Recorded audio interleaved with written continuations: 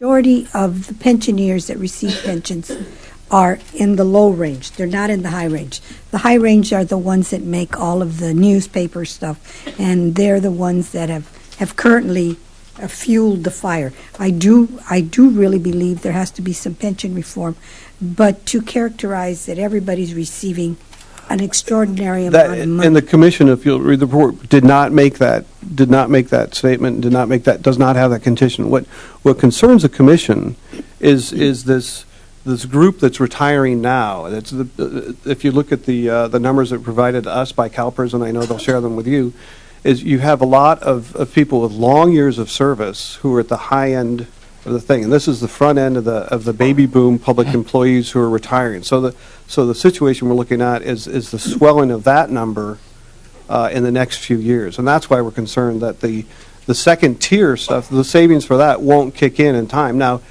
the state has worked, and the legislature has worked very hard to get some improvements, and CalPERS members will be paying a greater amount of their pay, including me, toward their pensions. And the concern that the commission has is that won't be enough, and as a result, the systems will be asking more from the general fund at a time when the general fund is cutting money for services on the ground. It's worse at the city level, where money for pensions going forward, the people who are retiring now at an earlier age. Didn't you say that you cannot change the existing pensions? I mean, the ones that have already been negotiated at the bargaining table and are in place for these baby boomers. For that, who are retiring now, correct? Right. They're the ones you're talking about. You can't change that by law. And the commission does not want to change pensions for people who are retired now.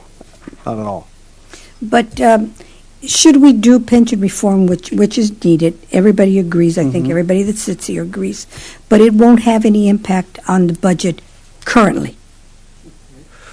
Well, it depends. I mean, it could. If you raise, I mean, it would have to be negotiated. It would have to be negotiated, and it could. But you say all of the local cities and everybody else, the counties, are all suffering, but isn't that incumbent upon the local elected officials who have then voted to give those pensions? And how are we responsible for the local electeds? The state is in a position of leadership on this, and the legislature sets the menu of packages that can be negotiated. And although that applies to the CalPERS plans, other states look to us.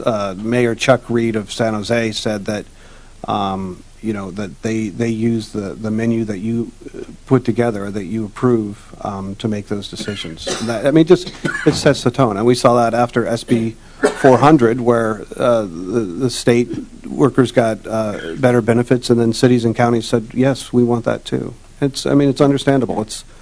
We had members of unions testify, and we understand that they are there to serve the best interests of their members.